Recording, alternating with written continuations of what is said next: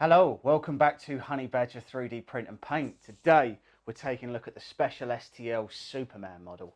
But first of all, roll those credits.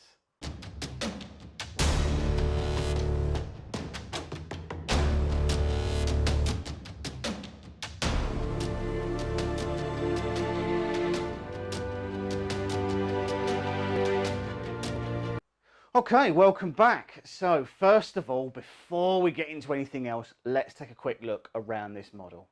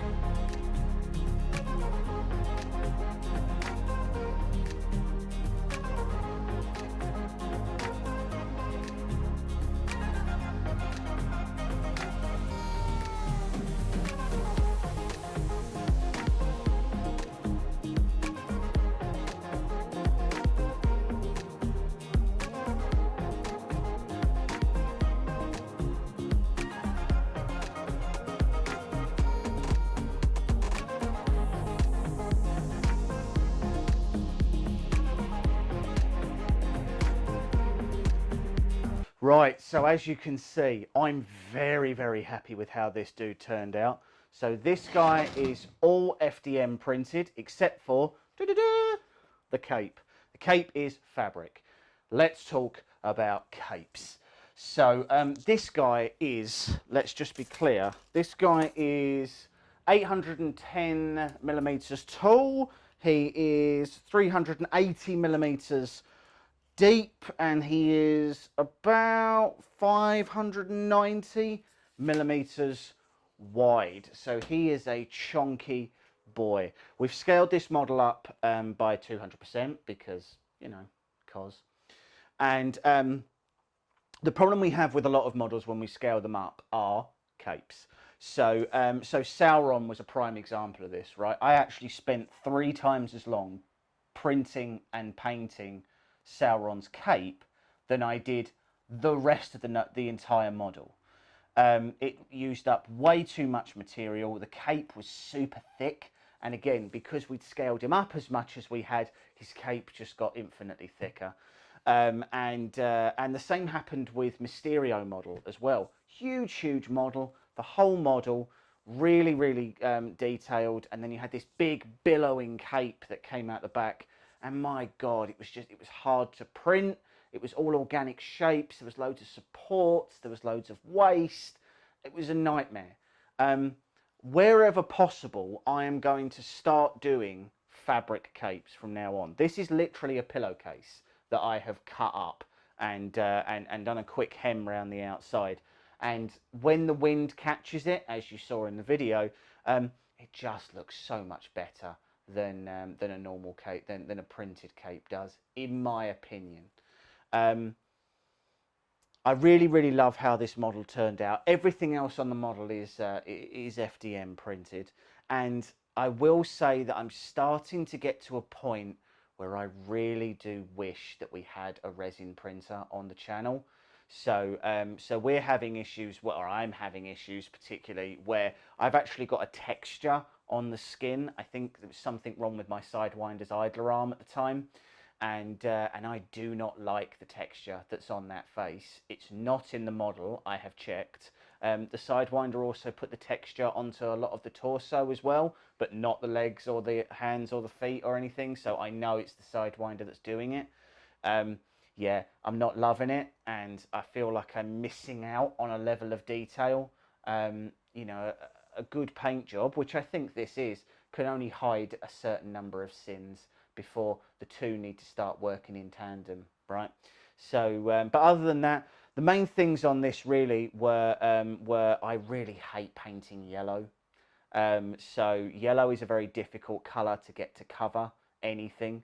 And basically you have to prime in white to get the yellow to cover properly. It can be a real mare sometimes. This was no exception to that, especially because we've got two other primary colours, red and blue, and when they bleed into that yellow, it is so hard to cover it up. So you have to be so careful when you're painting those parts. Let's talk base. So the base printed originally was supposed to print in, I think, 2 parts. I split it up into another 4 parts on top of that, so 6 parts in total. And I did that so that I could blow the whole model up bigger, effectively. The angels print in 3 parts, the body and then a wing each.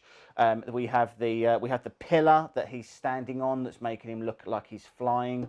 That was 1 piece. Then it comes in boots, separate legs, separate groin, separate torso, separate arms, separate hands, and the head slots in as well. The cape would have been in, I think, 3 pieces, but as you can see, obviously I avoided that, and I avoided an awful lot of painting and printing that needed to be done for that.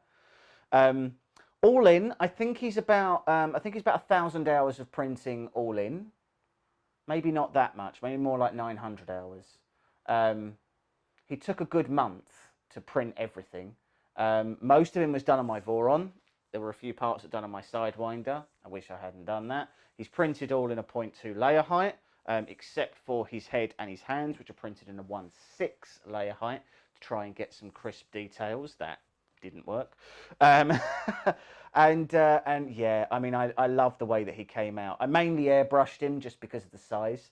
The only part I didn't airbrush was his belt and his insignia, his big Superman S, because that just didn't work. It just doesn't work for me.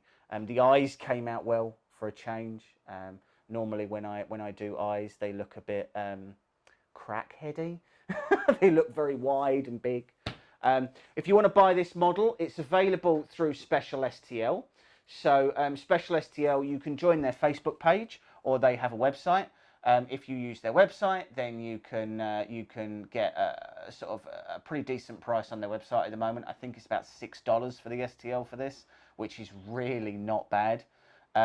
You'll see when you go on there that the one that's on there has the cape. You can download a Superman Black as well. That doesn't have a cape, and he's got sort of his big beard when he's Superman Black as well.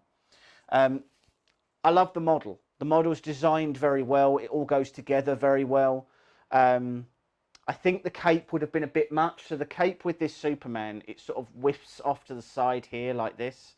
Now I could have sewn in some thin gauge wire into the side of this, and that would have made the cape posable. So if I wanted it to sort of come out or go off to the side or whatever, I could have done that. I chose not to. I quite like it dropping naturally, and I find that if you make the capes sort of very sort of flamboyantly over here, all it really does is make it almost impossible to put it on really any shelf that I own. Paints for the base. Paints for the base were almost cheating. So I used Rust-Oleum Stone Effect for both the grey part of the base and the angels, and oh, it gives such a glorious texture. You do have to do a base coat of whatever colour you want it to be. So if you want these to be ivory, you really should paint them ivory to begin with, and then you put the stone effect on, and it adds that flecked texture, and yeah, hides join lines really well. It really does go on beautifully. Takes a little longer to dry than normal, and I like to hit it with a matte coat afterwards, a matte lacquer, just to seal it in. But yeah, I'm crazy happy with how this model turned out. This has become one of my favourite models. I've done a couple of other Supermen before. I did a Superman bursting out of the Daily Planet, and I did the Superman 6th Dimension, I think he is, the one where he's all in white. The problem with those is I don't really feel like Superman is the feature of those. So with the Daily Planet one, the Daily Planet is huge, and then there's sort of like this little Superman who's busting out of it, and it looks a bit. It doesn't look like a Superman model. It looks more like a destroyed Daily Planet model, and Superman happens to be in it. And with Superman Sixth Dimension, his costume is all white and gold, and I really felt like it looked bland almost, like it didn't pop for me. But this guy, Superman, is front and center. He is the main feature in this. They've actually done him sort of standing on this sort of collapsed, broken column, and for the most part, it does actually look like he's flying. And I'm very, very happy with how it came out overall. I love the overall effects and the way the paint job came out. So really, really like this one. Thanks for joining us, guys. So don't forget to check out our other videos, and don't forget to like and subscribe. We've got a really cool video on the war rig that came out a while ago, and Mike's tree beard, absolutely fantastic. So thanks for watching, and we'll see you next time.